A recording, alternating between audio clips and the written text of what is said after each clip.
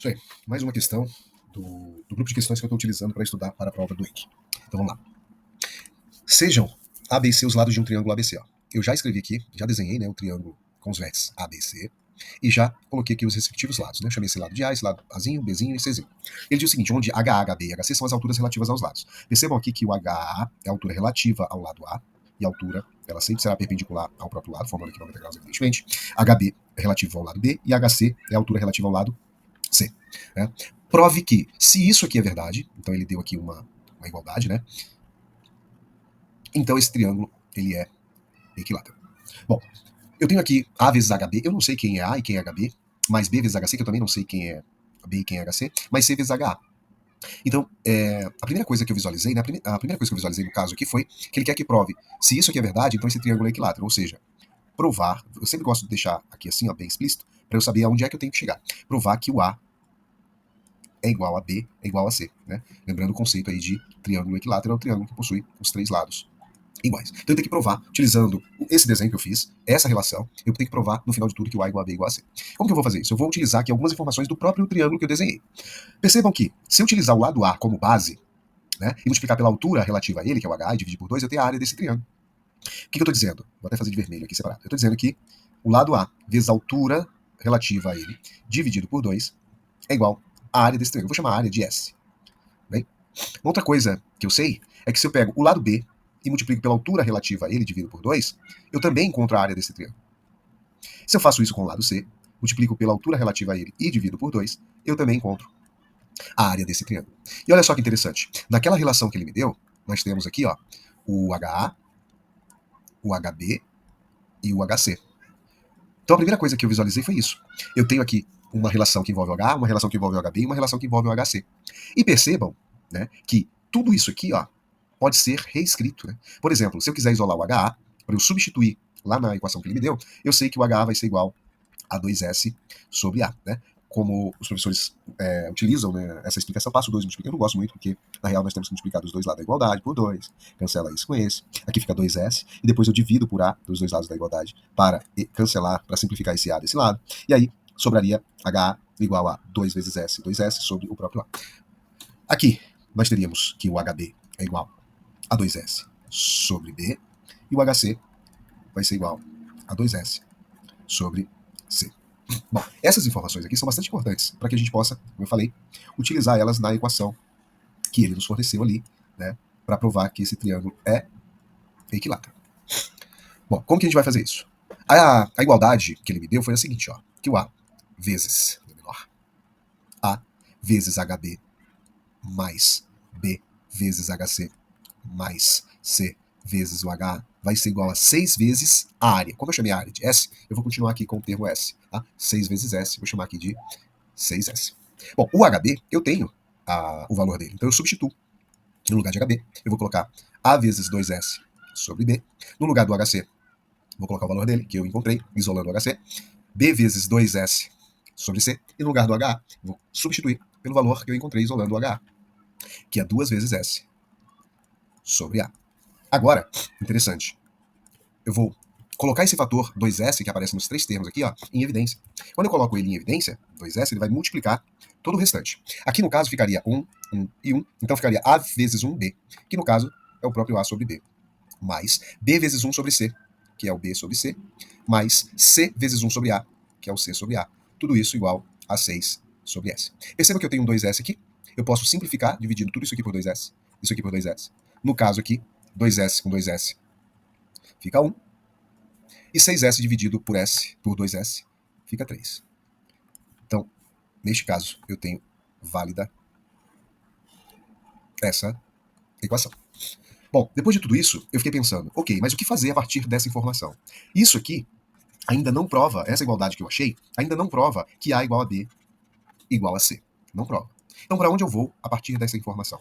E aí foi que eu lembrei da desigualdade das médias. Para quem não lembra, a desigualdade das médias diz o seguinte, que a média aritmética será sempre maior ou igual à média geométrica, que por sua vez é sempre maior ou igual à média harmônica. Neste caso, a gente vai usar a média aritmética e a média geométrica. A gente não vai utilizar a média harmônica. Agora tem algo interessante. Ó, eu tenho uma igualdade e não maior ou igual. Né? Percebam o seguinte, eu vou deixar aqui como um rascunho. Se a média aritmética os elementos que compõem a média aritmética. Eu vou pegar aqui o 1 mais 9. Tá? A média aritmética entre 1 mais 9 seria 1 mais 9 dividido por 2. Ela diz que vai ser sempre maior ou igual à média geométrica entre 1 e 9, que é o produto entre eles, e o índice aqui do radical é a quantidade de elementos, no caso aqui, 2.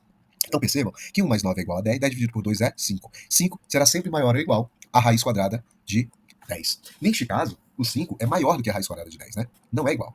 É estritamente maior do que a raiz quadrada de 10. Mas quando que seria igual? Seria igual somente quando os elementos forem iguais.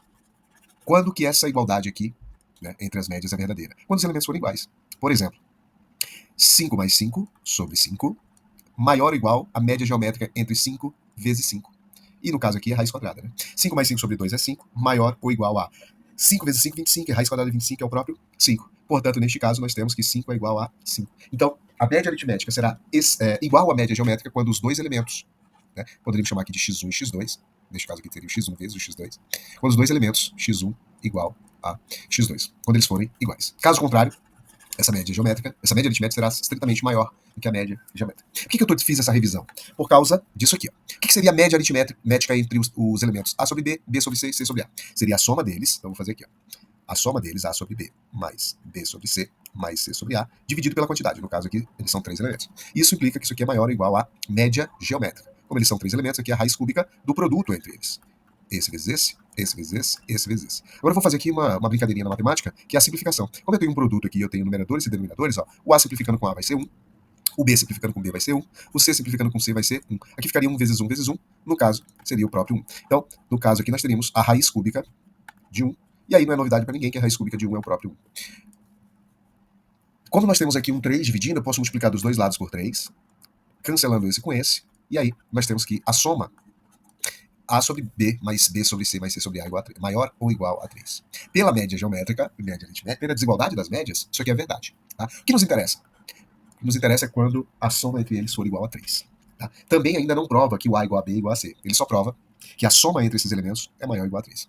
E aí, relembrando o que a gente acabou de ver agora há pouco, isso aqui será igual a 3 se e somente se A sobre B for igual a B sobre C, for igual a C sobre A. Quando isso aqui, né, for igual a 3. E aí, o que eu uso, né, de informação? Eu poderia já dizer que isso aqui é igual a 1, isso aqui é igual a 1,5. Não consigo. Né? A única coisa que eu consigo visualizar é que eu posso utilizar essas relações aqui, ó, essas razões, para tentar chegar em algum lugar. Lembrando que o principal é igualar ou provar que essa igualdade é verdadeira. Então, olha só que interessante. Se eu pego essa primeira aqui, ó, a razão entre essas duas frações, eu tenho que A sobre B igual a B sobre C, implica em B ao quadrado, multiplicando meio pelos extremos, igual a A vezes C. Se eu utilizo essas duas outras aqui, ó, ou poderia utilizar essa e essa, não tem problema, né? Se eu utilizo que B sobre C é equivalente a C sobre A, isso implica em dizer que C ao quadrado vai ser igual a A vezes B, pelo mesmo princípio de multiplicar meios pelos extremos. Bom, o que eu posso fazer aqui com essas duas informações, né? Eu posso simplesmente dividir uma pela outra, né? B sobre C, B ao quadrado sobre C ao quadrado, vai ser igual a isso sobre isso. Percebam que o A cancela com A uma vez que eles estão multiplicando tanto no numerador quanto no denominador. Sobrando assim o C sobre B. E olha só que interessante. Continuando aqui meios pelos extremos, eu tenho que C ao cubo é igual a B ao cubo. Galera, para que essa igualdade seja verdadeira, uma vez que os expoentes são iguais, isso só é verdade se e somente se o B for igual a C. E olha só que interessante. B igual a C, eu já provei. Eu tenho que provar que o A igual a B e o A igual a C.